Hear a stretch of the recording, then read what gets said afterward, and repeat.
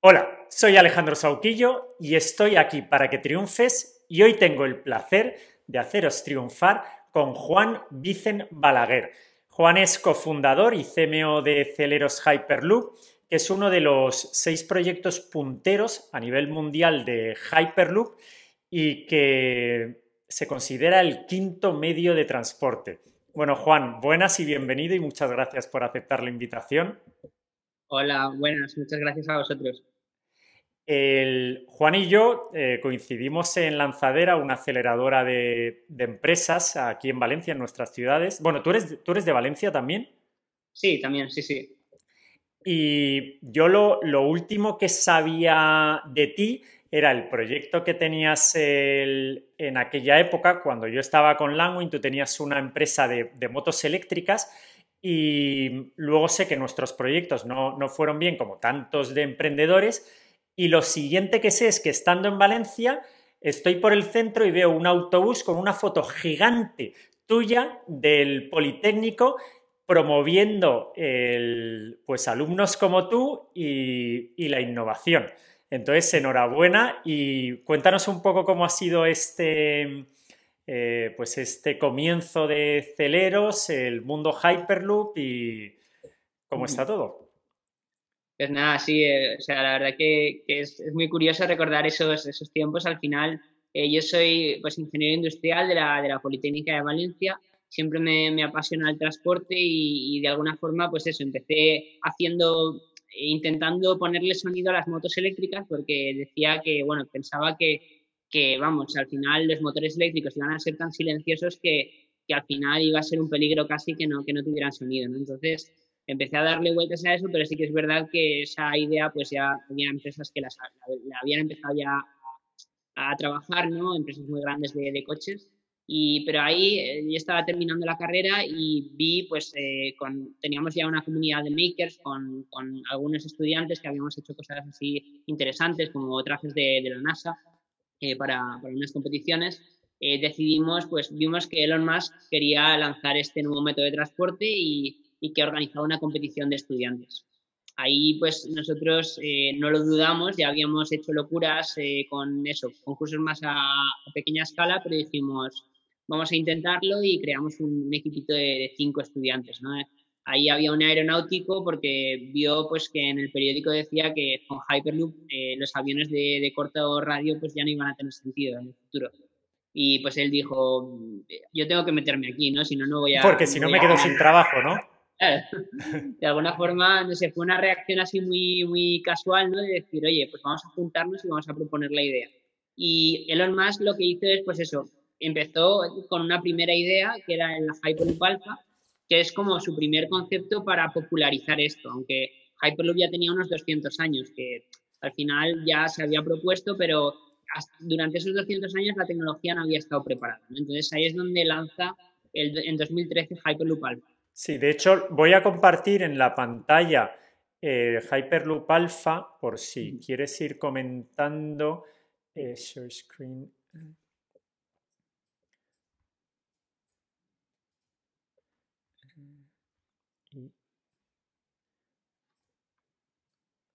Vale, entonces decías Elon Musk en 2013 presenta este Hyperloop Alpha, que es un paper en el que propone, bueno, que él se calienta cuando ve en prensa que el tren de San Francisco a Los Ángeles va a ser uno de los más caros y uno de los más lentos y entonces propone esto. Y luego, 3 años después, es en 2016 cuando hacéis la competición, que además ganasteis 2 premios, ¿no? El Exacto, premio sí. Mejor diseño del de concepto y mejor sistema propulsivo. de propulsivo. Vale, vale, pues cuenta, cuenta.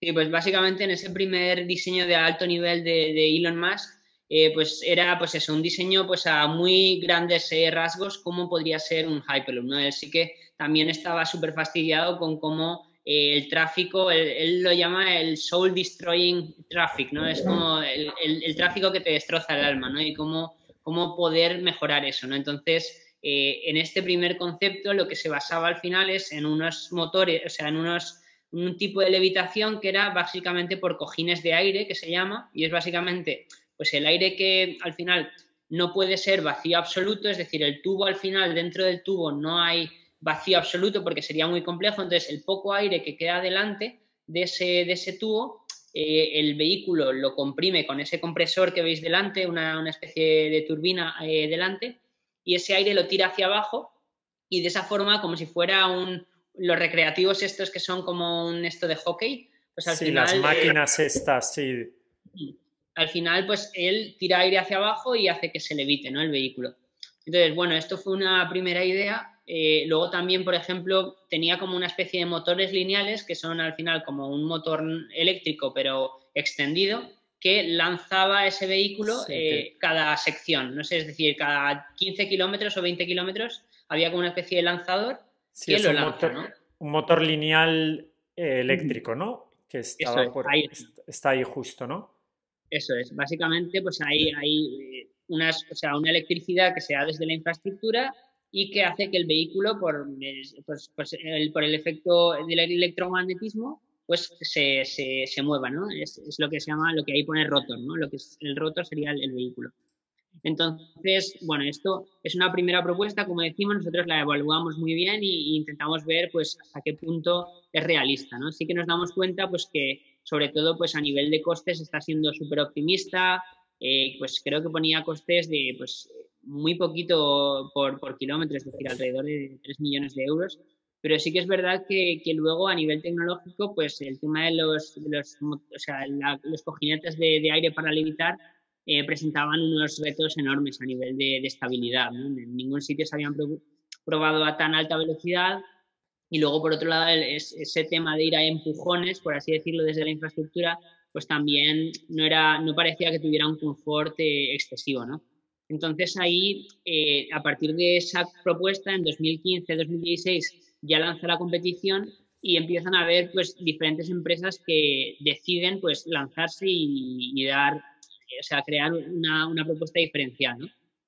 Y ahí es donde un poco empezamos nosotros, ¿no? Tras la competición de Elon Musk, que ganamos ese premio y en España al final tenemos un impacto brutal porque, vamos, éramos una universidad de Valencia, pequeñita, bueno, la Politécnica es muy grande en ese sentido, pero vamos, que al final tenemos una propuesta diferencial y ganamos, ¿no? Entonces, ¿Con ahí es donde cuántas universidades, disculpa, con cuántas creo. universidades competíais? Pues ahí estábamos compitiendo pues con, creo que eran alrededor de 100 universidades y estaba el MIT, también estaba la TU de Múnich, Stanford, había universidades de todo el mundo. Y luego fuisteis a Texas, ¿no? A recibir el premio y cómo fue un poco esa experiencia. ¿Conociste a Exacto. Elon Musk?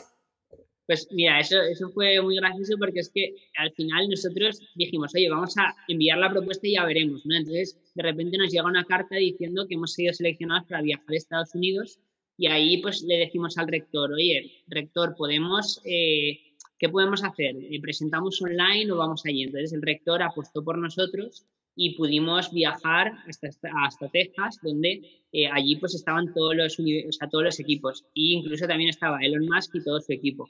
Entonces nosotros pudimos presentar ante todo el equipo de SpaceX. Sí que es verdad que Elon Musk ahí fue como una especie de rockstar, es decir, que nosotros llegamos a verle pero no a tocarle, por así decirlo. No, no te Pero llevaste un bueno, ya trozo de él, tuvimos ¿no? un primer acercamiento. Pero en las siguientes ediciones de la competición sí que pudimos incluso estar a un palmo de él, no llegamos a hablar del todo, pero bueno, sí que algo lo hemos sentido, ¿no? En ese sentido hemos estado cerca de él, ¿no? Y hay una cosa que en el canal, pues lo cuento siempre, que por lo menos la gente cercana a él dicen que es una persona extremadamente técnica y que tiene unos conceptos muy profundos de ingeniería en todos los campos. Tú que pudiste estar cerca de él y supongo que las charlas que os darían y ¿eso es verdad? ¿Es un poco leyenda urbana o...?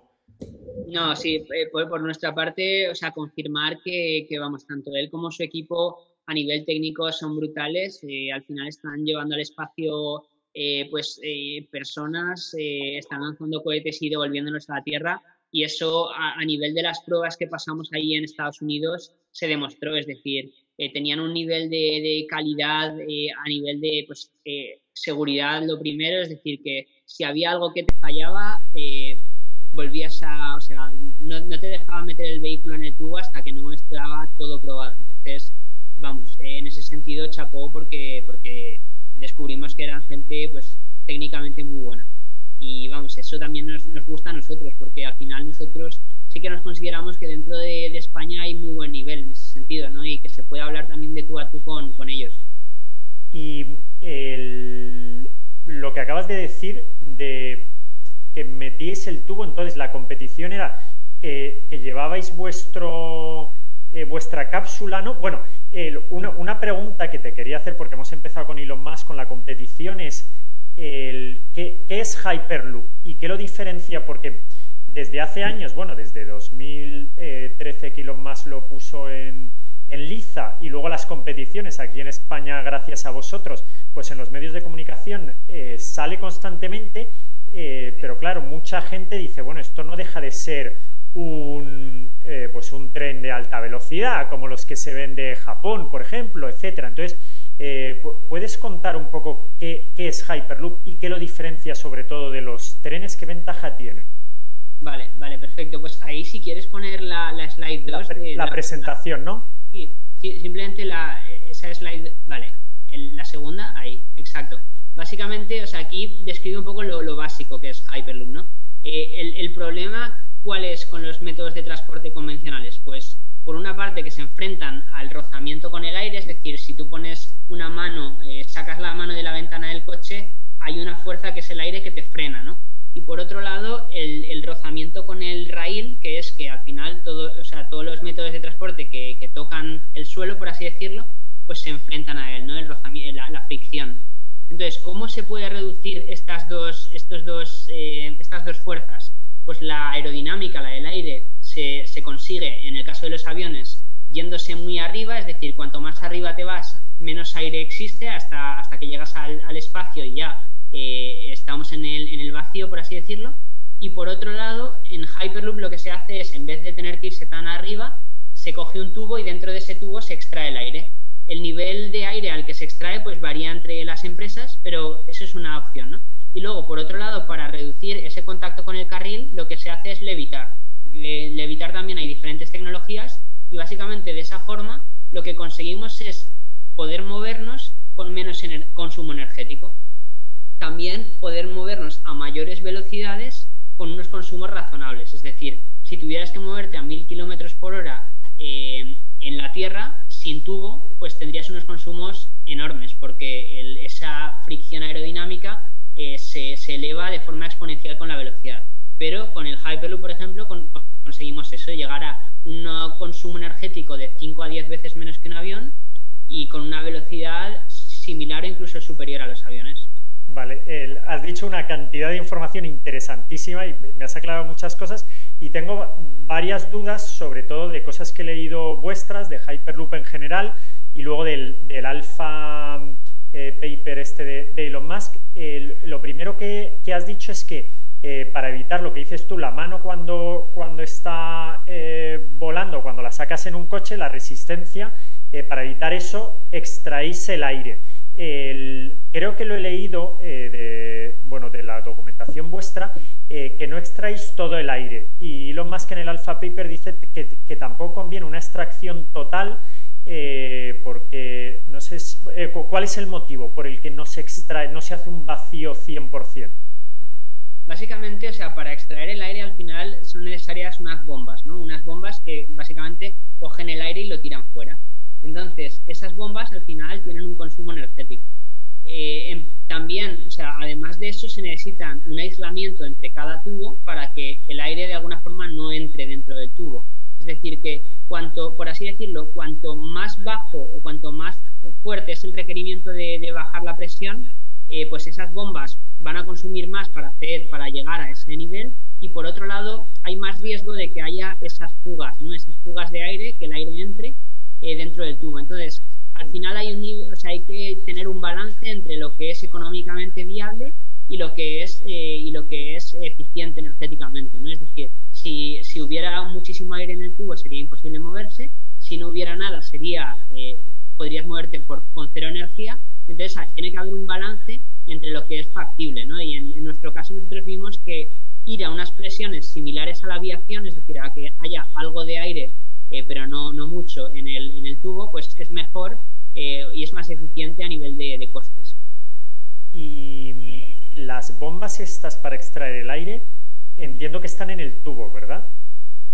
Exacto, sí, esas bombas se colocan en el tubo, al final en cada sección de tubo, en cada X kilómetros hay unos agujeritos en esos tubos y se ponen esas bombas y esas bombas pues eso van quitando el aire. ¿Es esto de aquí, Juan Vicente, que aparece en...? Exacto. Vale. Eso puede ir en sistemas grandes, es decir, muchas bombas en cada muchos kilómetros o no, o bombas más pequeñitas cada menos kilómetros. Vale, y luego el segundo concepto que dices, que es para evitar la fricción con los raíles o con el suelo o esto, lo que se propone en Hyperloop es que evite. Y aquí es lo que has dicho al principio, que es una de las grandes diferencias con el Alpha Paper, es que Elon Musk decía que usar la levitación magnética era tremendamente caro y que se podía levitar por aire. Tú has dicho que obviamente pues este documento de Elon Musk era un borrador, una proposición, y luego eso hay que ir desarrollando. Con el tiempo todos los Hyperloops sí que usan tecnología magnética para que levite. Sí, en ese sentido no hay ahora mismo ninguna empresa privada que esté proponiendo cojinetes de aire. Todos usan diferentes tecnologías de levitación y diferentes tecnologías de propulsión magnética. Y Elon Musk, que hay veces que hay veces que cambia de opinión en función de los datos que ve, y hay otras que piensa en primeros principios de física y dice esto es posible. Él ha cambiado de opinión, o sea, os ha dicho que bueno, es verdad que es mejor la levitación magnética que la levitación por aire.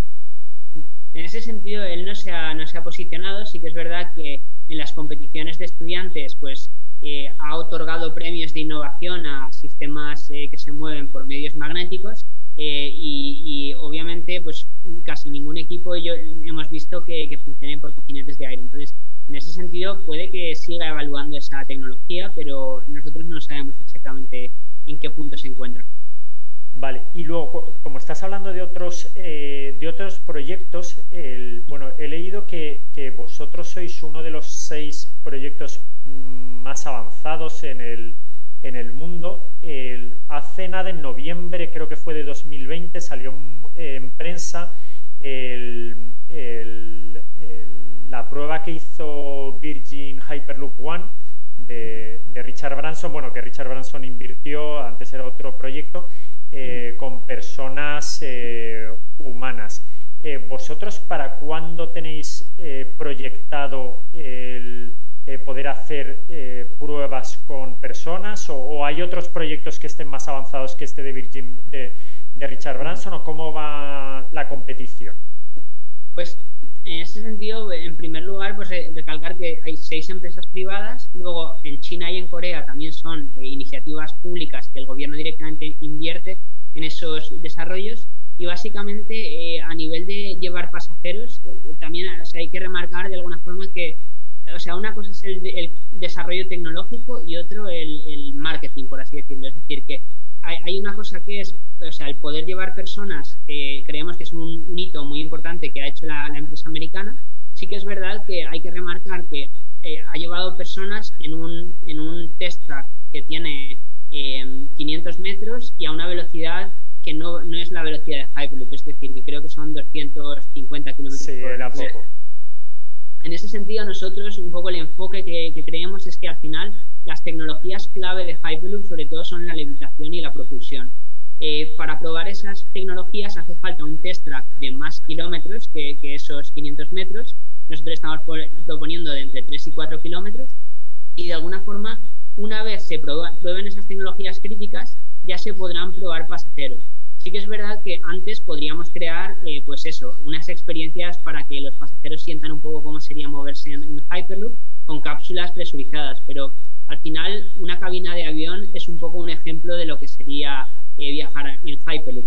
Le añadirías unos imanes y lo tirarías a muy alta velocidad. Pero en ese sentido, nosotros vamos más hacia demostrar los conceptos tecnológicos que aún no se han probado juntos a altas velocidades.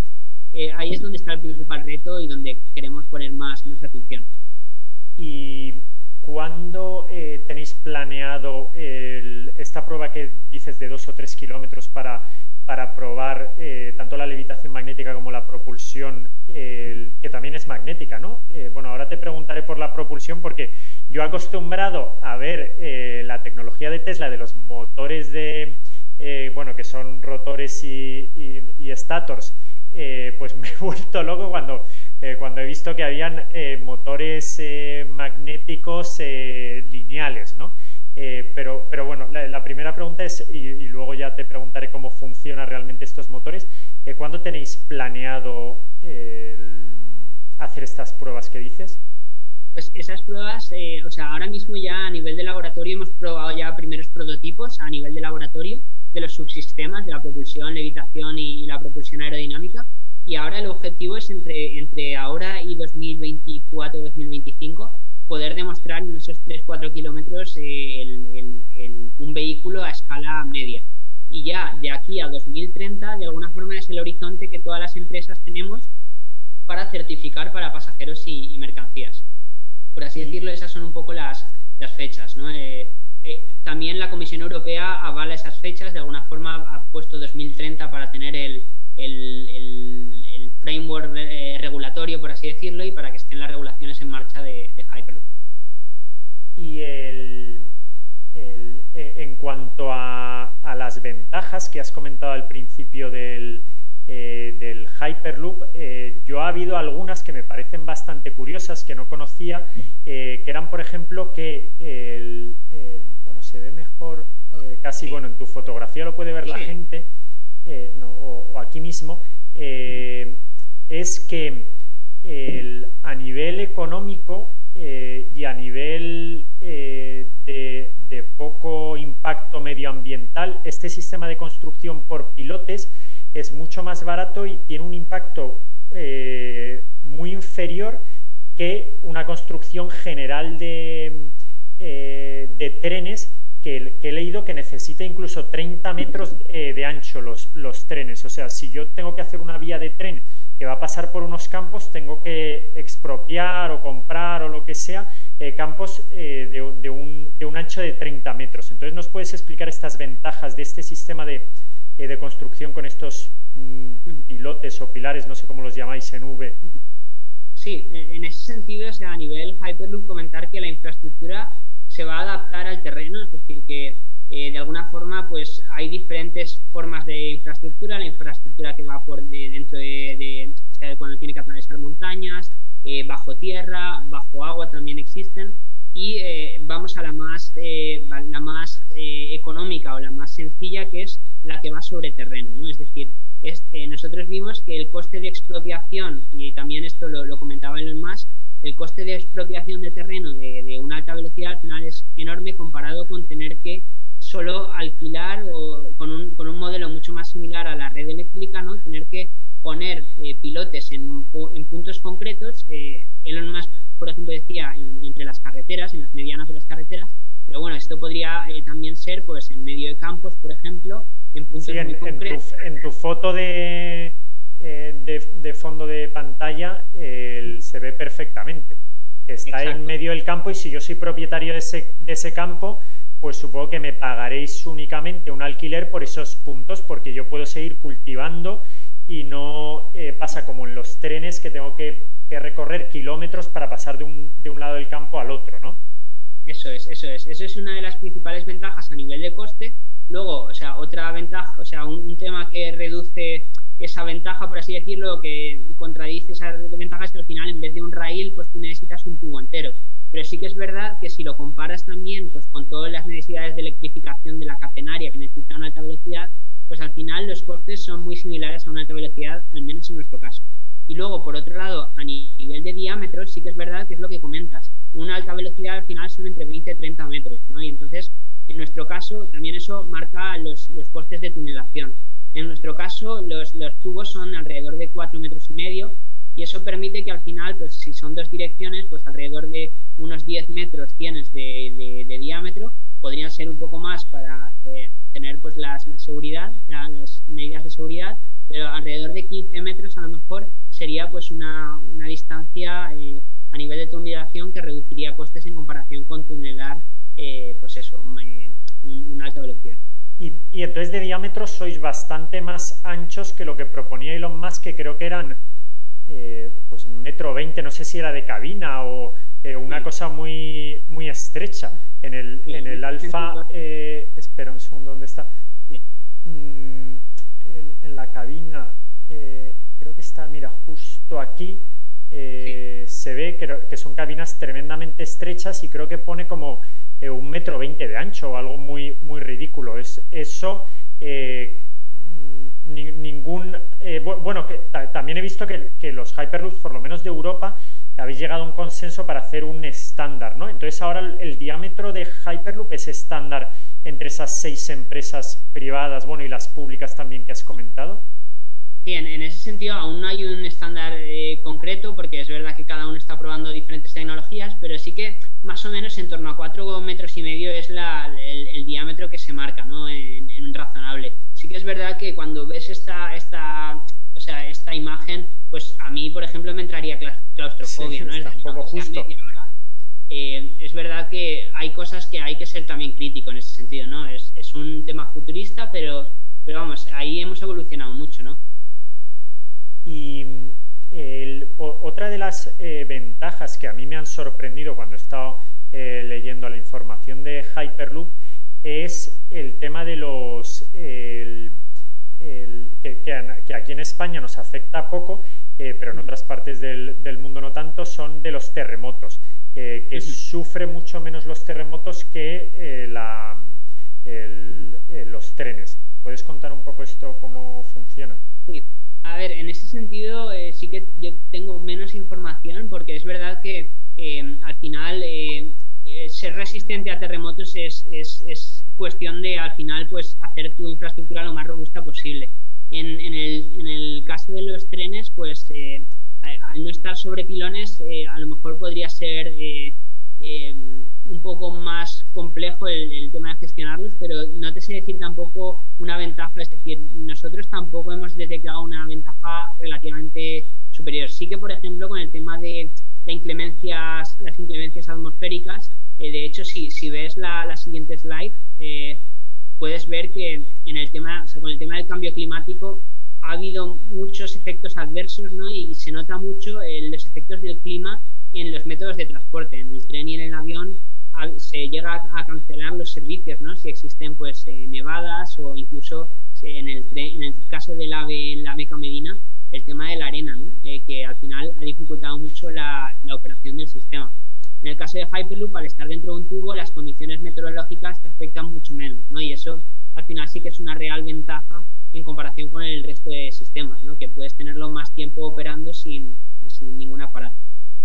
Y en cuanto a velocidades, vosotros yo he visto en algunos sitios 1.200 km por hora, 1.000 km por hora, 800. Vosotros en vuestra web tenéis puesto, pues creo que en tecnología hasta 1.000 km por hora.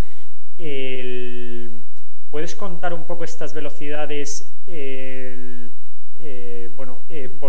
¿Por qué son así y por qué no deben ser mayores? Eso también es una cosa que me ha sorprendido, por lo menos del Alpha Paper, que no sé si ahora seguirá siendo, una vez que ya estáis haciendo pruebas y estáis ya ingenieros ejecutándolo, no sé si sigue siendo así.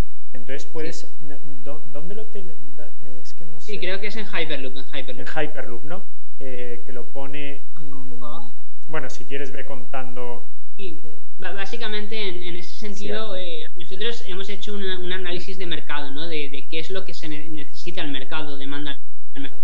Obviamente cuanto más velocidad y más rápido llegues a tu destino es mejor, pero sí que es verdad que actualmente, y siendo muy específico con las velocidades que llegan ahora los trenes y los aviones, para las distancias donde Hyperloop es óptimo, que es entre 400 y 1.500 kilómetros de distancia entre ciudades, en esos ámbitos los trenes a nivel de velocidad media, no hablamos de velocidad máxima, sino la velocidad media contando el despegue y el aterrizaje en caso de los aviones o la aceleración inicial en el caso de los trenes, en trenes no llega, pues son alrededor de 200 km por hora y en los aviones alrededor de 500-600 km por hora. Entonces, en nuestro caso, nosotros lo que vimos es que a nivel de velocidad media, hacer un sistema que ya llegue a 600 km por hora de velocidad media ya sería rentable en ese sentido, ya habría un cambio total de la demanda y los pasajeros lo comprarían. 1000 km por hora es obviamente la velocidad máxima a nivel teórico, porque si te pasas 1200, digamos, una vez te pasas de ahí puede haber un boom sónico y ese boom sónico dentro del tubo aún no está demostrado cómo hacerlo. O sea, en el caso de los aviones, por ejemplo, sí que hay tecnologías para reducir ese boom, pero en el caso de los tubos, pues aún no está del todo visto. También es cuando se supera la velocidad del sonido, ¿no? Que son 1200 y pico a nivel del mar, ¿no? Eso es, sí, depende de los factores de condiciones ambientes, sí, de temperatura y presión. Entonces, en ese sentido, más de 1000 km por hora nosotros vemos que no es necesario en ese sentido, y que ya crear un sistema que vaya a 600 km por hora de velocidad media ya sería un récord que haría prácticamente reducir muchísimo la cuota de aviación regional. Entonces, por ejemplo, de Madrid a Barcelona, que son 500 y pico kilómetros, ¿cuánto se recortaría al AVE actual con un Hyperloop? Pues estaríamos hablando de reducir pues hasta un tercio la velocidad, o sea, el trayecto que se consigue. A lo mejor si en AVE, yo hablo más de Valencia-Madrid, que es una hora y media, pues en Hyperloop sería alrededor de media hora. De media hora. Y supongo que cuando las distancias sean mayores, en lugar Valencia-Madrid son 350 kilómetros, supongo que cuando te vas a los 1000 y pico que dices que, o sea, entre 400 y 1200 has dicho el óptimo, sí, o 1500. Sí, 1500, sí. 1500. 400 y 1500, sí. Supongo que cuando te vas a 1500 la velocidad media aumentará, ¿no? Porque tanto la aceleración como la deceleración se diluyen. Cuanto más, o sea, depende realmente del trazado, es decir, un trazado con mucha curva es un trazado donde la velocidad media tiene que ser menor, porque cada vez que giras es necesario reducir algo la velocidad. Entonces, lo ideal son trazados lo más rectos posibles, pero esto también pasa en el AVE, es decir, en el AVE, cuanto más recto sea el trazado e incluso cuanto más hacia abajo vaya, pues mucho mejor, ¿no? Porque te ayuda incluso la gravedad. Pero sí que es verdad que al final estamos hablando de ser... pues que la velocidad media sea o sea, que el trayecto sea lo más recto posible. Vale, como me he ido un poco por los cerros de Úbeda, volviendo otra vez al tema de la propulsión, ya has dicho que a nivel,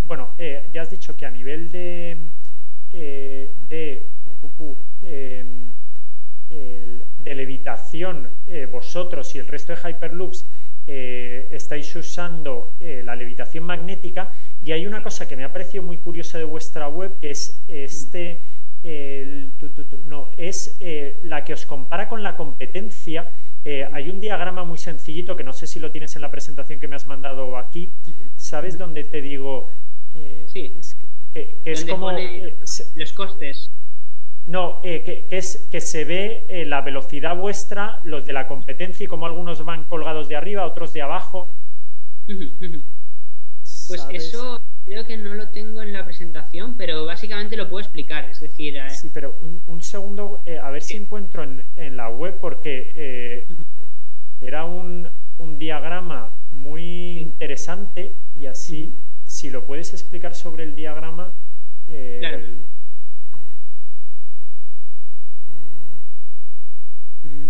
Es que creo que no.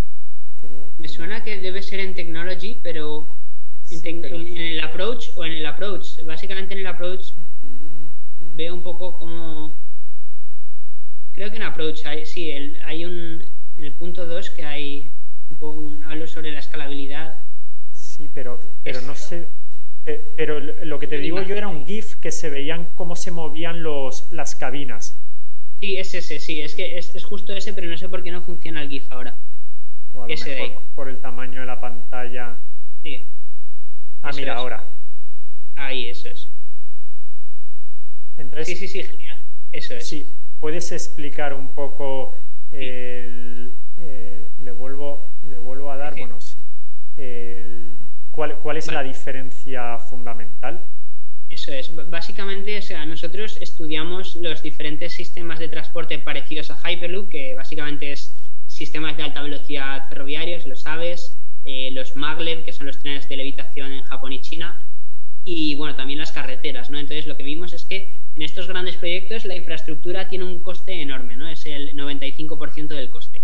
Los vehículos al final es una parte muy pequeñita. Entonces lo que dijimos es, para reducir los costes totales del proyecto, necesitamos que la infraestructura sea lo más sencilla posible y no nos importa si el vehículo es mucho más complejo porque el coste es residual, ¿no? Entonces, nosotros vimos que la competencia lo que estaba haciendo es poner mucho énfasis en la infraestructura, poniendo imanes o bobinas durante toda la infraestructura, y eso les permite pues mover el vehículo.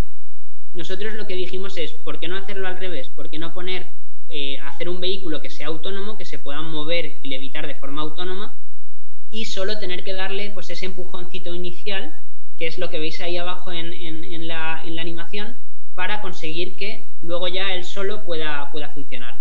Es lo que pasa también en la aviación. La aviación ahora mismo, el problema del avión eléctrico es que para ellos tener que hacer ese empujoncito inicial, tienen que llegar a muchísimos kilómetros o sea, a muchos kilómetros de distancia. Entonces no lo pueden conseguir con baterías. Nosotros llegamos a un sistema en el que esos imanes, esos motores lineales están solo en un 10% de la infraestructura, y una vez lo lanzas ya tienes las características necesarias que el avión consigue en esos muchísimos kilómetros de distancia, ¿no? Entonces nosotros lo hacemos a nivel terrestre y entonces nos ahorramos esa energía, ¿no? de escalar, por así decirlo. Entonces sí que podemos llevar baterías. Disculpa, la última frase que te he cortado, que has dicho que eso os lo dan las baterías. Claro, es decir, que una vez tú le das ese primer empuje inicial, como ya estás en un ambiente de baja presión donde puedes moverte con poca energía, esas baterías pueden llevarte hasta 1500 kilómetros de distancia, y con las baterías actuales se puede hacer, es decir, que no hay que inventarse algo nuevo, sino que las baterías ya de ahora ya te darían ese rango. Pero las baterías, ¿qué es lo que cargan? O sea, que los imanes... Claro, es importante. Las baterías lo que cargan, y se entenderá a lo mejor más en nuestras fotos de tecnología, las baterías en nuestro caso lo que hacen es, por un lado, hacer funcionar el sistema de levitación del vehículo, que te atrae al tubo hasta una distancia muy, muy cortita. Es decir, esto que veis aquí arriba, de aquí, ¿no? Es decir, o sea, tenemos como unos imanes y unos electroimanes. Los imanes, por así decirlo, es como el imán de la nevera, que tú si lo acercas mucho hacia la nevera se pega, y si lo sacas un poco de la nevera se cae. Entonces, esos imanes, si los pones en el vehículo, te dan esa fuerza gratuita, por así decirlo, y luego lo que hacemos con esos electroimanes, que son como unas bobinas, es darles más o menos energía a esos imanes para que se queden a esa distancia que nosotros queremos al techo, es decir, que ni se peguen ni se despeguen, se queden levitando a esa distancia. Y Juan, son estos de aquí, estos... Eso es. ¿Y estos qué serían, los imanes o los electroimanes? Eso se llama unidad de levitación, y la unidad de levitación es la mezcla de los imanes y electroimanes. Vale, o sea que esto que se ve aquí son imán y electroimán. Eso es, eso es. Y entonces eso va como de forma anular, es decir, al final hay como una especie de ensamblajes que combinan esas unidades para que la fuerza que hagas sea sea constante. Y otra pregunta, está claro que si tenéis estos sistemas de propulsión solo en unos ciertos trozos del trazado, ahorráis mucho dinero, pero ¿por qué va más rápido? Ese diagrama que veíamos antes, que no vuelvo a ponerlo porque me ha costado un montón, se veía que Hyperloop llegaba, el Hyperloop de Celeros llegaba antes que los otros Hyperloops. ¿Cuál es un poco la tecnología que tenéis? Pues en ese sentido, o sea, a nivel de velocidad, en cuanto a todos los Hyperloops es similar, quizá a lo mejor en en ese vídeo, en ese GIF, se mostraba que íbamos un poco más rápido, pues el tema de pues al final la eficiencia de nuestro sistema, pero es verdad que a nivel de velocidad es muy similar. O sea, lo que realmente es diferente es que para una misma velocidad, por así decirlo, nosotros podemos usar ese compresor que tenemos delante del vehículo para propulsarnos, que es lo que ves en la segunda imagen, ¿no? Sí. O sea, ahí es el sistema de propulsión, lo que hace es que una vez el motor lineal te lanza un poco, ese motor que hay en el vehículo, que es muy parecido a un avión, pero en vez de con combustible usa un motor eléctrico, coge el poco aire que queda delante y lo tira hacia atrás. Entonces, de esa forma, tú creas esa propulsión que necesitas para llegar hasta tu destino. Y además he leído hoy, como ahora estamos con vacunaciones y todo eso, que sirve también para el efecto, que es el efecto, la verdad es que no lo sé, pero es el que se produce en las jeringuillas, que no es solo para impulsar el aire o para levitar como quería Elon Musk, sino porque si tú vas por un tubo con aire, la resistencia no te deja avanzar, que es un poco lo que le pasa a una jeringuilla que le cuesta ir. Entonces ese aire se comprime, ¿no? y sale. Bueno, dime lo que te he dicho antes. Tú dime, Alejandro, eres un burro, que has dicho 17 animaladas seguidas. No, la verdad es que está bastante bien para entenderlo. Al final es como una jeringuilla, es decir, una jeringuilla, si tú le tapas la parte de salida e intentas apretar, pues o sea, la jeringuilla no se mueve. Si de alguna forma hacemos que esa jeringuilla que estás intentando mover es el vehículo, si delante se empieza a acumular el aire, como vas a muy alta velocidad, hay un momento en el que satura, ¿no? Y es el bloqueo, lo que se llama el bloqueo. Entonces, para evitar ese bloqueo, que al final el resultado sería que el vehículo pararía en seco, lo que tienes que hacer, pues hay dos opciones. Una es hacer un tubo muy grande de cara a que el vehículo en relación con el tubo pues casi no tenga ninguna resistencia en ese sentido, y el otro, pero claro, eso te da unos costes de infraestructura muy altos, porque imagínate, si el vehículo son 3 metros, el tubo tendría que ser 10 metros. Pues en nuestro caso lo que decimos es, bueno, pues en vez de hacer eso, vamos a poner ese compresor en el frente, y que lo que hace es todo ese aire que se va acumulando delante, expulsarlo para atrás. Entonces, eso te da esa propulsión. Y además esta propuesta que hacéis se parece bastante al Hyperloop Alpha de Elon Musk en ese sentido, ¿no? La parte delantera, de hecho, la parte delantera, salvo por estas incisiones, se parece más que otras propuestas, como el de Virgin One de Richard Branson, ¿no? Exacto, sí. Y esa es una también de las razones por las que la industria de la aviación también está muy interesada en este desarrollo, porque al final es uno de los que más se parecen a los aviones. Es decir, damos también, o sea, colaboramos con los trenes, pero también podemos colaborar con los aviones. Que de hecho tenéis una colaboración con Airbus, ¿no? Exacto, sí. Estamos colaborando con Airbus para probar nuestros motores, nuestro motor de avión en su espacio en Alemania. Muy interesante.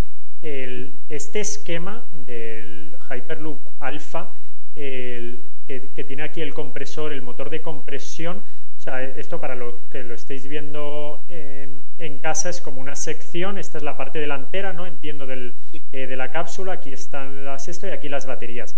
Este esquema es parecido, salvo supongo que por los esquís estos que proponía Elon Musk, ¿es parecido al vuestro, sobre todo la parte delantera? ¿O? Sí, bueno, tiene algunas cosas parecidas y algunas diferentes. O sea, parecido, pues que al final se utiliza un motor para comprimir, un compresor para comprimir ese aire. Diferente en que en su caso es eso, que ese aire lo que se utiliza, como ves ahí, es para darle aire a esos esquís que se ven debajo, que sí, lo llaman suspensión, pero básicamente es el enviar aire abajo para que leviten. En nuestro caso había varias opciones. La que elegimos al final es coger ese aire y llevarlo hacia atrás por un tubo que pasa por arriba. Es decir, hay una especie de tubo que pasa por arriba y entonces ese es el que se ve aquí. Ese tubo te permite es que pueda ¿no? haber El blanco, ¿verdad? Eso es. Te permite que pueda haber un espacio para la cabina de pasajeros. ¿Y la cabina de pasajeros, cuántos pasajeros alberga? Pues en nuestro caso, esto sí que también es diferente con la competencia, y llevamos entre 50 y 200. Básicamente tenemos diferentes, ¿no? tenemos diferentes tamaños de vehículo para diferentes rutas, porque hay rutas en las que es necesaria una mayor capacidad. Por ejemplo, en China. En China sí que vemos que a nivel de mercado, pues habría una opción que es llevar diferentes tubos en paralelo hacia arriba para llegar a la capacidad que necesitan, pero en nuestro caso vemos más razonable pues llevar vehículos más grandes. Por ejemplo, la competencia lo que está haciendo es, ellos dicen que no, que ellos van a llevar vehículos muy pequeñitos de 20 pasajeros y los lanzan cada 30 segundos. Nosotros vimos que eso a nivel de seguridad, ahora mismo en un tren, por ejemplo, las distancias de frenado te impiden hacerlo así, porque a nivel físico es imposible frenar un vehículo sin que el pasajero sufra pues en exceso, ¿no? En nuestro caso hemos puesto los mismos límites que una alta velocidad a nivel de confort, y en eso nos da pues eso, tener que hacer un vehículo un poco más grande que salen cada 2 minutos y medio, por así decirlo. ¿Y qué contraprestación tiene, o sea, qué inconveniente tiene a nivel energético de eficiencia un vehículo más grande? Pues al final un vehículo más grande siempre va a consumir más que un vehículo más pequeño. ¿Pero por persona también consume más o menos? Claro, ahí es donde quería ir, que al final por persona puede consumir similar. Es decir, que al final o sea, nosotros estamos aprovechando aún más el tubo. Es decir, el tubo al final, el diámetro es fijo, entonces cuanto más grande lo puedas hacer, mejor. Al final esto ha sido una decisión de cada una de las empresas. Es decir, hay empresas que han considerado que 28 está bien, pero nosotros con nuestros grados de curvatura de la pista y para poder un servicio eficiente vemos que hasta 200 pasajeros podría ser viable. Más de 200 pues ya sería un reto a nivel tecnológico por el sistema de propulsión, sobre todo, ¿no? Por las pérdidas entre que entra el aire y sale el aire en nuestro sistema propulsivo, pero hasta 200 pasajeros vemos que podría ser real. Sí. Muy interesante. Vale, aquí tenemos el Electromagnetic Launcher, que es lo que has estado contando, que son estos imanes que propulsan, ¿no? Estos motores que tenéis colocados solo en un 10% de las vías. ¿Y cómo funciona exactamente? Porque cuando piensas un poco de los motores Teslas, que son pues eso, un rotor y un estator, ¿qué diferencia hay con un motor magnético lineal? Vale, pues para entender esto, contar que motores lineales al final hay de diferentes tipos, pero todos se basan en, al final, un motor rotativo tiene un estator y un rotor, y el estator y el rotor puede tener tanto hierro como cobre, o sea, bobinas de cobre, como imanes permanentes. En nuestro caso lo que vimos es que muchos de los sistemas que se estaban proponiendo ponían imanes de neodimio, de estos fuertes, que son muy escasos y son muy caros durante la pista, ¿no? Para hacer que esto para propulsarse. En nuestro caso vimos que lo más sencillo era, en vez de poner esos imanes, poner bobinas. Una bobina al final te da el mismo, o sea, te da fuerza como un imán, pero tú lo puedes actuar, es decir, que tú puedes decidir cuándo se enciende y cuándo se apaga, ¿no? El imán siempre está. Entonces, básicamente, porque lo entendáis, en el vehículo hay hierro, en el tubo están esas bobinas, y entonces cuando tú accionas, le das energía a esas bobinas de una forma muy concreta, dándole más potencia, menos, dándole frecuencia más o menos, consigues que ese vehículo reaccione y se mueva, es decir, que el hierro del vehículo se mueva. Y también puede hacer que se pare, ¿no? La bobina, si inviertes el magnetismo, bueno, no sé. Eso es, corrígeme. Sí. Eso es, o sea, es muy parecido también como un motor. Un motor, si gira al revés, es un generador. Es decir, que en nuestro caso, si nosotros con ese motor lineal queremos frenar el vehículo, podríamos incluso obtener energía de ese frenado. Entonces, que en ese sentido también puede ser una opción a la hora de, pues eso, llega un vehículo, sale otro, llega un vehículo, sale otro. En ese sentido, pues se llaman generadores lineales y es lo que se usa también en la energía marina, con los temas de la regeneración con las olas. Hay unos generadores lineales que lo que hacen es, pues, ese movimiento de la ola con una boya lo convierten en energía. Lo que estoy aprendiendo, Juan, hoy. Ahora mismo he leído, claro, he estado viendo pues algunos artículos de prensa o programas de televisión en los que habéis salido. Claro, leía 5 personas, 25, 30, 50. Ahora mismo, ¿cuántas personas sois en Celeros? Pues mira, a nivel de empresa nosotros somos alrededor de 50 personas a tiempo completo. El equipo core, por así decirlo, está aquí en Valencia, estamos en la Marina de Valencia, y luego tenemos un equipo de la empresa Altran que básicamente ha invertido en nosotros y invierte no solo dinero, sino también recursos humanos, ¿no? Personas que trabajan en el equipo. Entonces, el equipo core somos 50 y luego el equipo más expandido junto a todos los colaboradores y personas que trabajan en el equipo son alrededor de 150 personas. Todos estos, pues al final, cada uno de los partners pues tiene un rol muy definido, ¿no? Por ejemplo, estamos hablando con ArcelorMittal, que forma parte de la parte del tubo, por ejemplo, pues con otras empresas más de infraestructuras, con quien hacen pues los pilones, pues también, por ejemplo, con Red Eléctrica, que son inversores también nuestros, en la parte de la integración con la red. Al final, cada uno aporta un poco su granito de arena. Hay un tema que no tiene nada que ver con lo que estabas diciendo, pero que me ha venido a la mente, y es que, bueno, tú has dicho que las distancias óptimas son de 400 a 1500 kilómetros, y en el Alpha paper de Elon Musk dice que más de 1500 kilómetros los aviones eléctricos supersónicos, lo que tú contabas al principio, según vas subiendo, según te vas alejando de la Tierra, la atmósfera se va diluyendo, tienes menos resistencia y pueden ir a más velocidades. ¿Esa es la razón por la que tenéis ese rango hasta 1500 o es otra por la que? Porque claro, si tú has dicho que los aviones, o sea, que podéis llegar hasta velocidades de 600 km/h de media, y los aviones actuales de media distancia tienen como una media de 500 kilómetros, ¿por qué no se podría hacer un Valencia-Moscú? Yo estuve viviendo en Moscú y son 3000 y pico kilómetros. ¿No sería ideal ese viaje en Hyperloop? ¿Cuál es la razón por la que no estáis pensando distancias más largas aún? Sí, pues mira, eso tiene una razón bastante sencilla de entender, y es que al final en el tema, o sea, en la alta velocidad y la aviación pasa un poco lo mismo. Es decir, en viajes que van más allá de 3 horas, una persona prefiere siempre ir en avión que ir en tren. Es por ello que la mayoría de trenes en Europa para hacer distancias, pues por ejemplo Valencia-París, no se utilizan, porque al final a nivel de tiempos no es razonable. En este caso estaríamos en algo similar.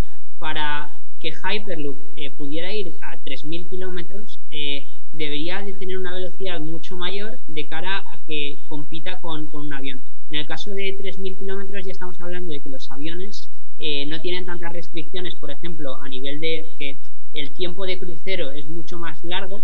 En los aviones regionales, pues el tiempo de crucero es mucho más corto, entonces la velocidad media es más baja. Entonces, en ese sentido, ellos pueden llegar a velocidades de hasta 1000 kilómetros por hora con medias de 800 kilómetros por hora. Entonces, Hyperloop tendría que ser muchísimo más efectivo y ir solo de Valencia a Rusia sin parar por ningún sitio más, ¿no? Entonces, en ese sentido vemos que no tendría mucho sentido. Igual que en los vuelos transatlánticos, donde pues una infraestructura submarina de Hyperloop entre España y Estados Unidos, por ejemplo, sería costosísima en comparación con un avión que ya lo podría hacer, y vamos, un avión eléctrico incluso con menos emisiones, ¿no? Pero en ese sentido, pues al final ver un poco el punto, ¿no? La velocidad es clave en ese sentido. Y ahora que estás hablando de los aviones eléctricos, ¿qué tecnologías, aparte de Hyperloop, medios de transporte u otro tipo de avances que se están gestando ahora, te impactan más o te atraen o te parecen más interesantes?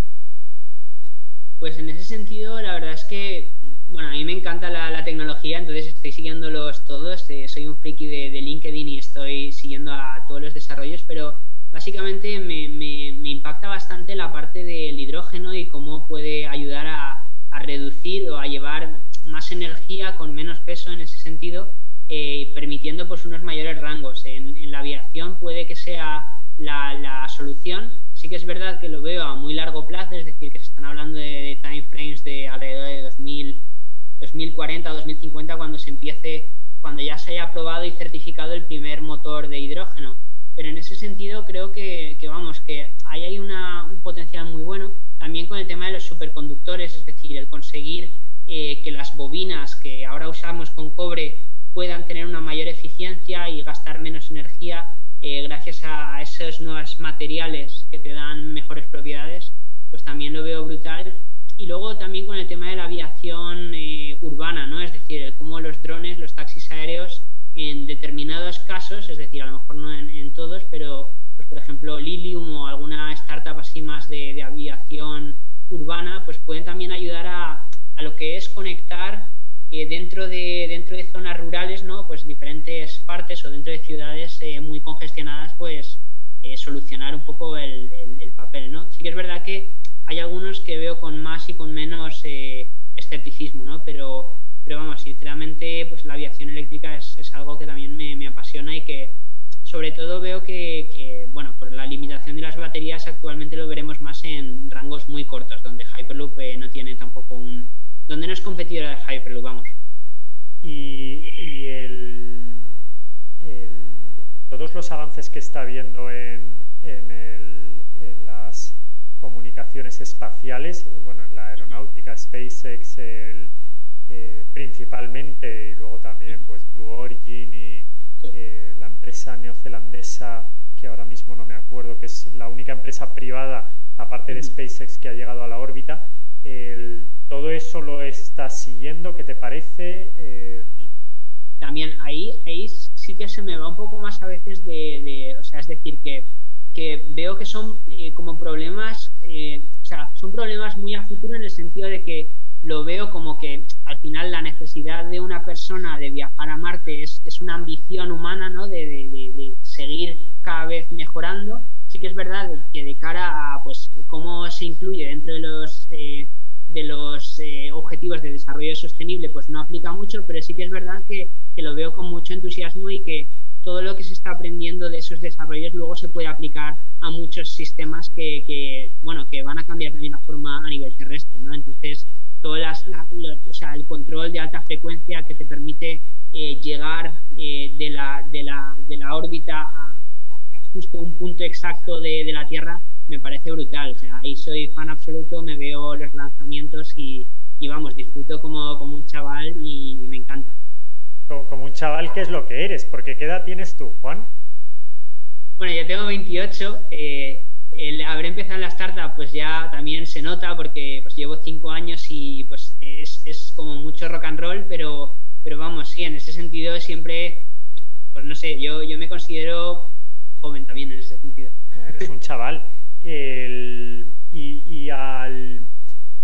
A los posibles estudiantes de ingeniería o ingenieros jóvenes que estén viendo este vídeo y se vean un poco perdidos porque digan, no sé hacia dónde tirar, o el mundo con lo cambiante que está, o depende también de la ingeniería que estén estudiando,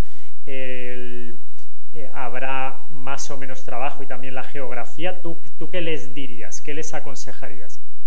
Pues yo les aconsejaría que se metan cuanto antes en proyectos, primero a nivel universitario, donde ya empiecen a fabricar cosas. Creo que ahora la universidad ha avanzado muchísimo en ese sentido y antes era mucho más de escuchar, y ahora si no te pones las pilas y te activas, estás de alguna forma siendo pues como la media, ¿no? Y entonces poco atractivo para las empresas. En ese sentido, que lo intenten, que se presenten a competiciones y que sueñen. Luego que, pues eso, que intenten perseguir sus sueños, ¿no? Que también en España hay veces que está una mentalidad muy funcionaria, ¿no? Es decir, oye, yo quiero mi estabilidad y ya está, pero creo que también España la construyen también soñadores y que hay que seguir creando, ¿no? Y siendo referente a nivel internacional. Yo creo que es un poco, pues eso, que creo que tienen que seguir soñando y creando cosas grandes y no siempre mirando al resto pues con envidia, ¿no? Sino también estando un poco orgullosos de lo que se hace, ¿no? Y apasionándose del propio trabajo, ¿no? Que también es bonito. Como has dicho bueno, que hay que tener miras pues internacionales, y el canal pues lo sigue pues gente aparte de España, de Estados Unidos, bueno, de habla hispana de Estados Unidos, de México, de Argentina. Creo que he visto que en México está Mexico Loop. Puede ser que uno de los 6 proyectos de Hyperloop que decías es mexicano. Pues en ese sentido no tengo noticia, pero sí que sé que se están evaluando rutas en todo el mundo, en Sudamérica especialmente, también al ser pues una región pues donde las infraestructuras pues se está apostando mucho por ellas, y en ese sentido pues también animo a que si tienen alguna idea de ruta o de hacer un estudio, pues que nos contacten, porque ahí sí que tenemos un departamento de lo que llamamos Business Intelligence, que vamos, ha mapeado el mundo y sabe exactamente dentro de cada región dónde podría ser más interesante montar un Hyperloop. ¿Y dónde, voy a quitar dónde te puede contactar la gente, o dónde te puedes seguir? Bueno, supongo que será distinto contactar que seguir los avances de Juan Vicen y Celeros. Entonces, si yo tengo una idea, soy un colombiano y quiero mandarte una ruta, ¿cómo te contacto? Pues básicamente, yo al final tengo un método de contacto muy sencillo, que es LinkedIn. Funciona a la perfección y siempre que alguien me pregunta, yo intento pues eso, dar respuesta. También dentro de la web nosotros tenemos también un buzón donde nos llegan pues un montón de propuestas, y ahí pues siempre intentamos redirigirlas un poco a la persona indicada, y dependiendo un poco de en qué momento nos encontremos, ¿no? Al ser también una startup, pues es muy dinámico esto, y intentamos pues dar respuesta a todo el mundo. Y también ¿En Twitter te puede seguir la gente? O... Exacto, sí, en Twitter nos podéis seguir con @celeros, o mi nombre es Juan Genome en LinkedIn, o sea, en Twitter. Vale, luego me lo das y lo colgaré en la descripción. Juan Genome. Vale, pues tenía por aquí algunas dudas más. Si me dejas un momento, le echo un vistazo. Claro. Porque yo creo que muchas las has contestado.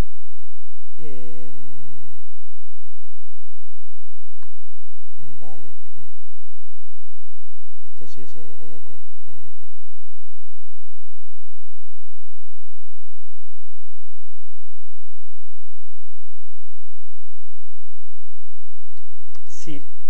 Sí, tengo por aquí un par de preguntas más. En todo este trayecto que habéis empezado Celeros, ¿cuál es el mayor desafío que habéis tenido a nivel técnico? De todo lo que nos has estado contando, ¿cuál es el mayor desafío que habéis tenido o que seguís teniendo a nivel tecnológico? Mira, el mayor desafío, y por lo que luchamos cada día, es por la integración de subsistemas. Es decir, hay diferentes subsistemas que nunca se han probado y donde se necesita una pista de pruebas para probarlo, ¿no? Entonces, ahora mismo nuestro mayor desafío es integrar todo esto y hacer que funcione a la vez y de forma segura, ¿no? Entonces, por ello estamos trabajando en la creación de una pista de pruebas. Es decir, desde hace ya un tiempo estamos hablando pues con los diferentes ministerios para poder pues acceder, ¿no?, a poder construir una pista de pruebas.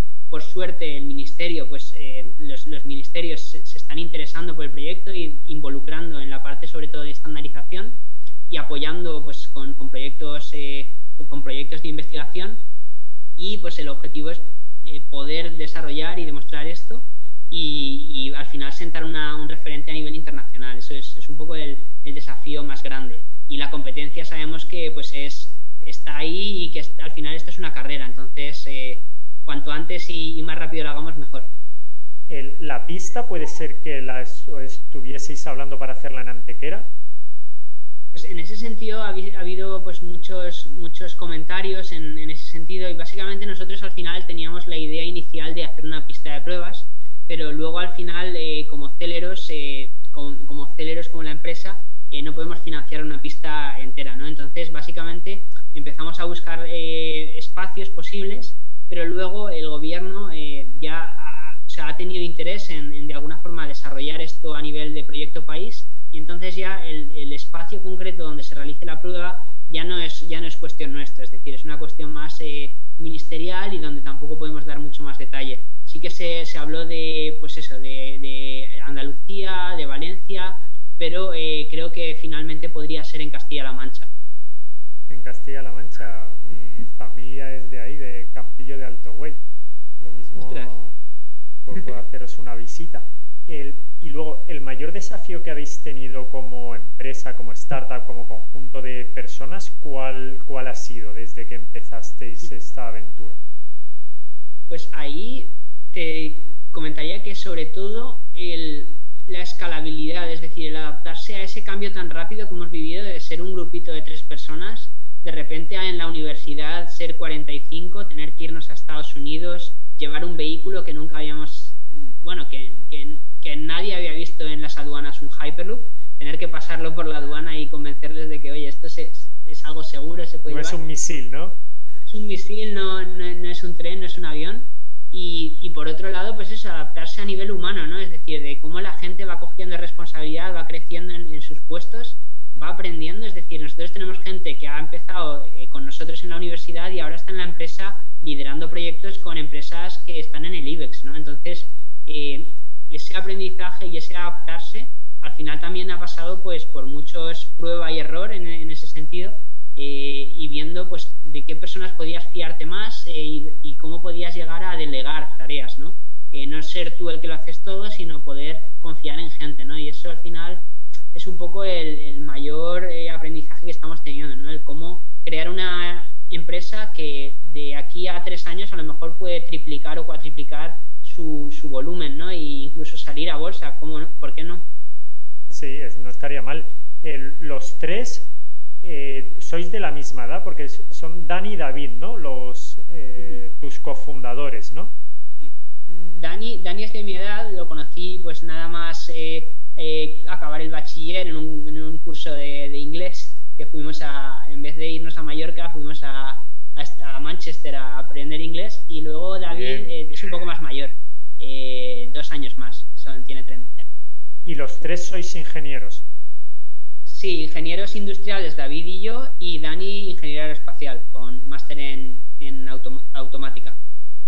Porque, claro, tú eres ingeniero industrial y he visto mecánico también por la Universidad de Múnich, ¿verdad? Aparte de la Politécnica de Valencia. Eso es, sí. Lo que pasa es que yo me he reconvertido a marketing, ¿no? Eso te iba a preguntar, ¿cómo ha sido esa transición? Porque aparte nos has dado una clase magistral a nivel técnico y se ve que te gusta y que eres un experto. ¿Cómo ha sido ese paso de la parte técnica a la parte de marketing, que supongo que tendrás que estar todo el rato con temas técnicos, pero cómo ha sido adquirir nuevas habilidades de marketing? Pues ahí ha sido todo un reto. Sí que es verdad pues que he aprendido sobre todo por la práctica, es decir, empecé en la universidad pues primero siendo delegado, metiéndome en delegación de alumnos, viendo un poco cómo visibilizar todo lo que se hace, los trabajos que se hacen. Vi que en España pues faltaba un poco eso, ¿no? Sabíamos mucho, hacíamos muchas cosas, pero luego, sobre todo los ingenieros, pues no se ponen en valor, ¿no? Entonces, viendo esa necesidad y que al final las matemáticas era algo que me gustaba, pero no me gustaba ir al dedo, ¿no? A la tuerca, al detalle, pues conseguí pues salirme un poco de esa parte más concreta y llegar un poco a lo que más me gustaba, que era conocer a gente, crear relaciones y luego comunicar lo que hacemos, porque vamos, al final del conocimiento técnico me permite poder explicarlo mucho mejor, creo yo. Sí, aparte lo explicas con sencillez, que hasta yo lo puedo entender.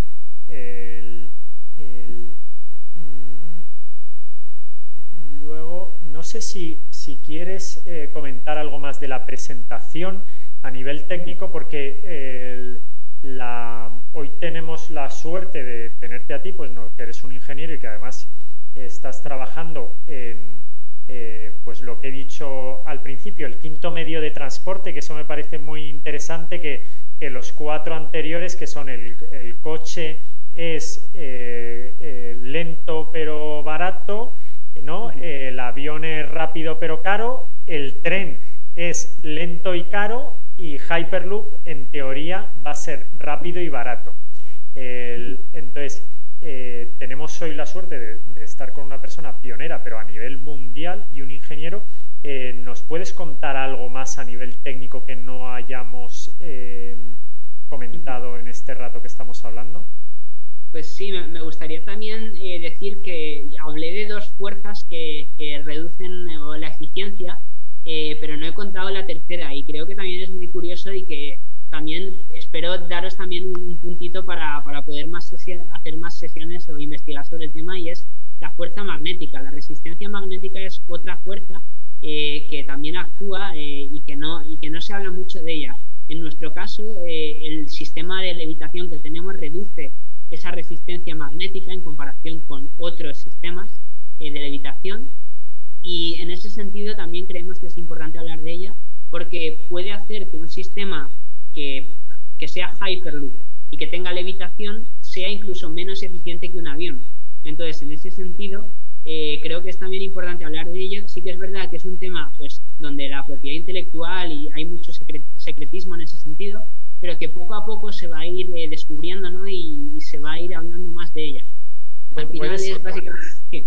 ¿Puedes poner un ejemplo de esta resistencia magnética, cómo se aplica en Hyperloop o en algo de estar por casa?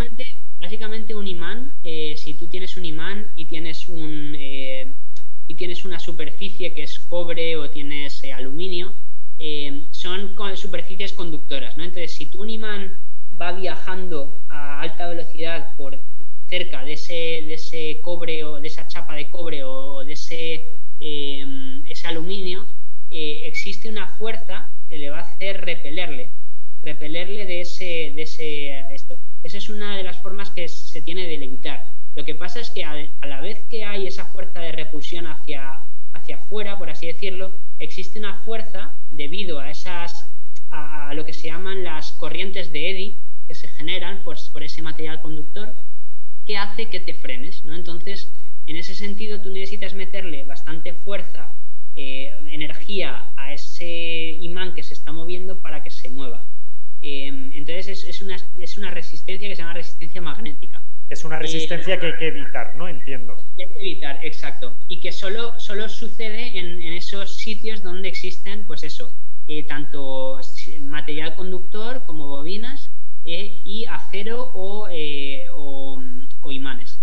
¿Y a vosotros os ocurren los imanes y electroimanes que... espera, voy a poner otra vez. Los imanes y electroimanes que has estado comentando antes. Es donde puede ocurrir, exacto, ¿no? Que es, exacto, sí. Espera.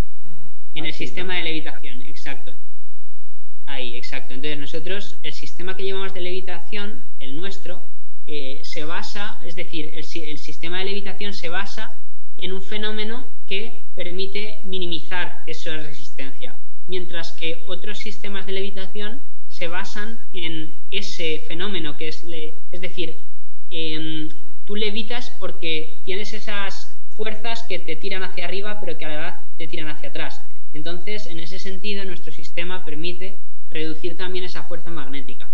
Es un poco complejo de explicar, ¿vale? Pero sí que si encontráis o si habláis si buscáis en internet sobre resistencia magnética, encontraréis también mucha información, sobre todo de motores rotativos. Bueno, lo que estoy deseando es que hagáis el Hyperloop por Campillo de Alto Güell y podamos verlo en directo, montado ahí. Respecto a probar, creo que es ahora, he leído en octubre o en noviembre, vais a estar en Dubái, en la Expo de Dubái, en el pabellón de España, representando pues la tecnología española, que es la exposición pues más importante que hay a nivel mundial. ¿Puedes contar un poco? ¿Vas a ir tú ahí? Y he visto la presentación. Sí, en la slide 23. ¿El qué? Ah, vale, no. 23. Pero bueno, no hace falta. Sí. He visto el vídeo. Sí. Vale. Que ahí lleváis la cabina, ¿no? Pero no es a escala 1:1, ¿no? ¿O sí? Exacto. O sea, esto al final es un demostrador, lo llamamos demostrador no funcional, es decir, te permite saber cómo va a ser el sistema de Hyperloop, pero no funciona, por ejemplo, no tiene los imanes aún puestos. Es decir, es una cabina de 6 metros que te permite pues imaginarte cómo sería viajar en Hyperloop. A nivel de dimensiones son alrededor de 2 metros de diámetro y 6 metros de largo, y estará expuesto hasta abril de 2022 en Dubái. ¿Y qué escala es respecto al que tenéis pensado, al real? Pues es alrededor de un medio o un tercio, es entre un medio y un tercio. Sí, porque de hecho lo que me refería más que en la presentación era sí. Que he visto el vídeo. Sí, el vídeo en el que Dani es el CEO, ¿no? David. David. Celeros. La presentación en la que está también el ministro. El ministro. Y a ver si carga. Exacto, sí.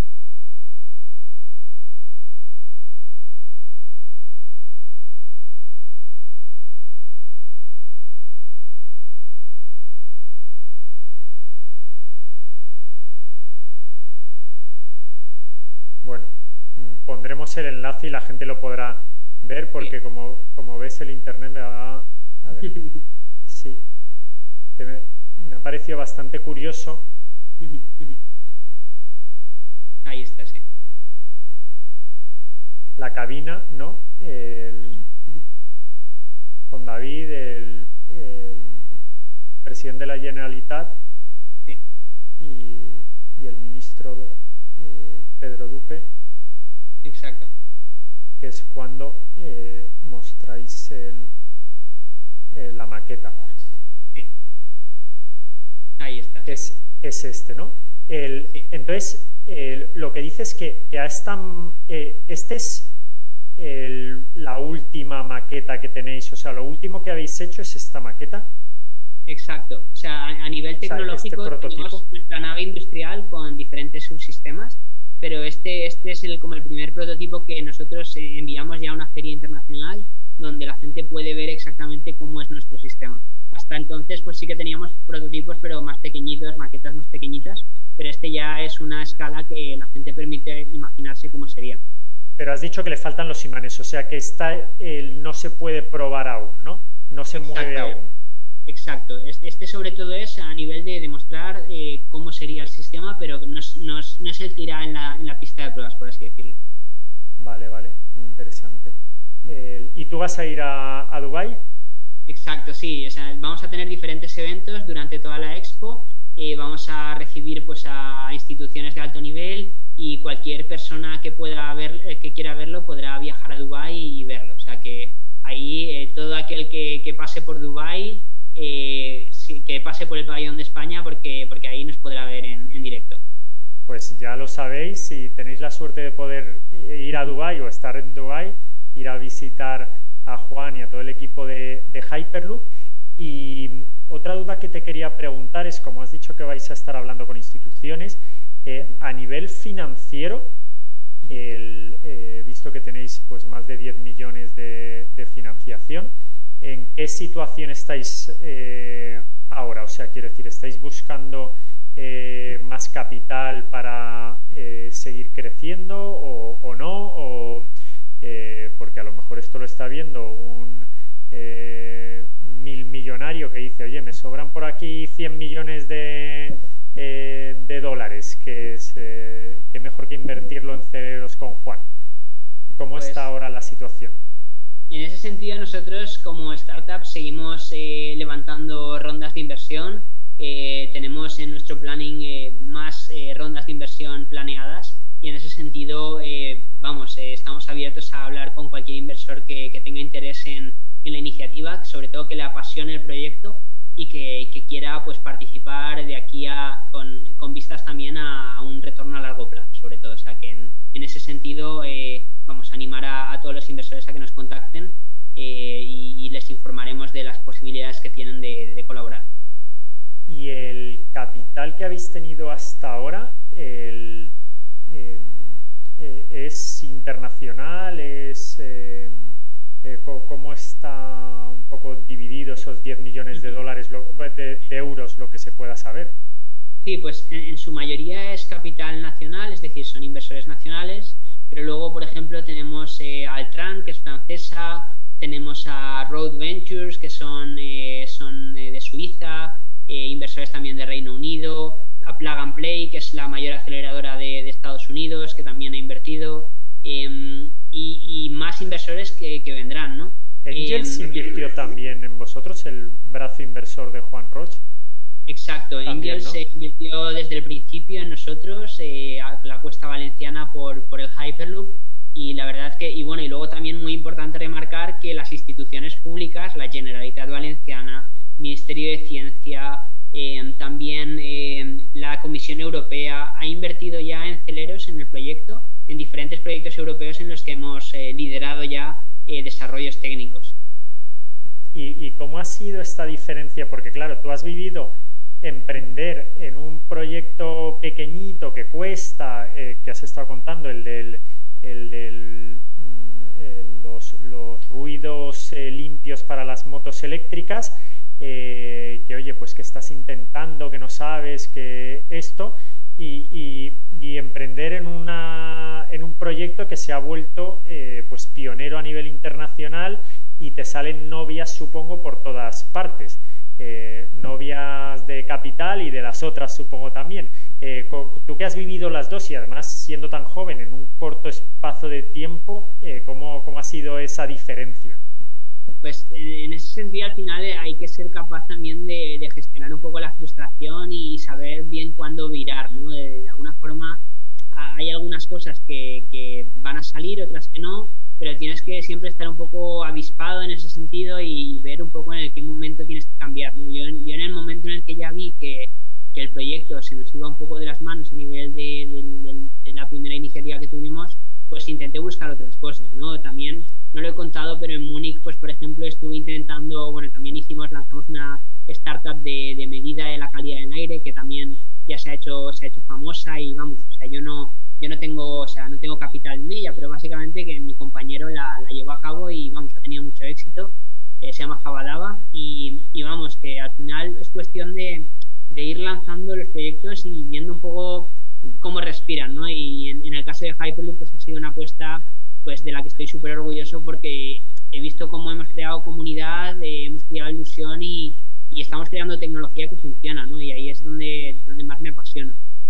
Y luego es un ejemplo para todos, o sea, yo que soy valenciano, pues verte triunfar pues me anima a en algún momento emprender, y supongo que gente de tu entorno pues dirá, oye, no es que digas que sea Elon Musk que está en Sudáfrica y se ha ido a Estados Unidos y está en Silicon Valley, es que está aquí en Valencia. Entonces ver gente de tu misma ciudad que esté haciendo un proyecto tan pionero a nivel mundial, pues anima bastante. Sí, ahí animar a todo el mundo a que lance proyectos y que en ese aspecto también nosotros, de lo aprendido, también intentamos ayudar, ¿no?, a aquellos emprendedores que puedan tener pues más dudas, y sobre todo a nivel de proyectos de alto calado tecnológico, ¿no?, donde no hay tanta información. Y luego hay algún, yo no sé si yo soy muy lector, y esto se lo pregunto a casi todas las personas, no solo que entrevisto, sino que hablo a diario, ¿hay algún libro de no ficción que te haya gustado mucho, que sea tecnológico o de sostenibilidad, o no tienes tiempo para leer? Pues yo sí que es verdad que es para mí, o sea, es una pena porque no soy muy lector en ese sentido. Es decir, yo me considero un lector de papers científicos, soy un adicto a ver papers científicos, a de alguna Bueno, forma leer artículos. Entonces, sobre todo yo, alguna fuente para leer estos artículos que recomiendes? pues a ver, yo sobre todo utilizo Google Scholar y Google Alerts. Tengo pues diferentes categorías de cosas que me interesan y las sigo, pues eso, cada semana pues tengo una lectura que me llega de muchos ámbitos diferentes, ¿no? Entonces eso me ayuda pues a ir viendo lo que más me interesa. Y luego pues ahí, sobre todo LinkedIn, también tengo una red de contactos muy potente que también me da información muy diferente de cosas que me permiten estar un poco en el estado del arte, ¿no? Y entender cómo se mueve todo, ¿no? Entonces, en ese sentido, yo valoro mucho ese tipo de información, pero sí que es verdad que a veces o sea, suelo irme un poco de esos libros del cómo se hace, ¿no? Que a veces son demasiado estancos, ¿no? Te ofrecen una visión muy limitada de cómo se hacen las cosas y a veces también la intuición y el prueba-error también te ayudan, ¿no? Entonces, obviamente no estoy diciendo que no sirvan para nada, los libros son súper importantes, pero sí que es verdad vamos, una mezcla, un balance entre los dos es importante. Sí, entre fuentes como Google Scholar, que yo es una cosa que descubrí hace poquísimo. Entre los libros que leo, en uno de ellos recomendaban Google Scholar y para los que no lo sepáis, es un buscador de Google, pero de documentos contrastados científicos, de papers que dicen en inglés, que no sé cómo traducirlo muy bien al español, y está muy bien porque si tienes una duda técnica o ahora que estamos en una situación de pandemia que hay tanta información y a veces distorsionada, pues sabes que si vas a lees de determinadas fuentes que la información se pueden equivocar y puede cambiar con el tiempo, pero desde luego siguen un método científico que está más contrastado que Pepito Pérez, que dice lo que le parece esta mañana. En ese sentido, vamos, hay una tarea pendiente a nivel internacional por eso, por llevar la ciencia mucho más hacia la opinión pública y ahí los medios de comunicación también tienen un papel muy relevante, o sea, con todo el tema de las fake news, vamos, yo creo que también afecta a la ciencia muchísimo, ¿no? El marketing a veces supera el conocimiento científico y creo que, pues eso, también hay un balance en ese sentido. Muy bien, te voy a hacer dos preguntas para no robarte más tiempo, que ya te he robado bastante hoy, y son, bueno, que es una pregunta subdividida. ¿Cómo ves tú Hyperloop Celeros de aquí a 10 años y de aquí a 50 años? Pues, a ver, es una pregunta de soñar, ¿no? En ese sentido, de aquí a 10 años, espero que Hyperloop, o sea, Celeros, haya crecido bastante, esté ya certificando su primer vehículo de pasajeros y en ese sentido hayamos probado ya muchísimo con mercancías, hayamos movido containers por puertos, hayamos aplicado nuestras tecnologías también a ascensores magnéticos y vamos, se haya visto todo el potencial de las tecnologías de Hyperloop. A nivel 2050, yo espero que podamos haber empezado ya con las rutas internacionales. En nuestro análisis internacional, 2050 es un punto clave donde creemos que ya van a haber diferentes rutas alrededor de todo el mundo. Se va a ver una red europea de Hyperloop y espero poder estar viajando en Hyperloop de Valencia a París sin problema. Entonces, en ese sentido, obviamente soy ambicioso, quiero soñar, pero también luchar por ello, ¿no? Es decir, vamos a conseguirlo. Hombre, pues con el recorrido que lleváis y el equipo y el apoyo que tenéis, pues desde luego. Pues nada, Juan Vicen, muchas gracias. Y es un clásico en las entrevistas que pongo en un aprieto siempre al entrevistado al final, y es que, como yo siempre acabo los vídeos diciendo: hola, soy Alejandro Sauquillo y estoy aquí para que triunfes, te dejo aquí a ti que digas: hola, soy Juan Vicen de Celeros, o lo que quieras, y estoy aquí para que triunfes. Vale, lo intentaré. Hola, soy Juan Vicen de Celeros y estoy aquí para que triunfes. Great. Bueno,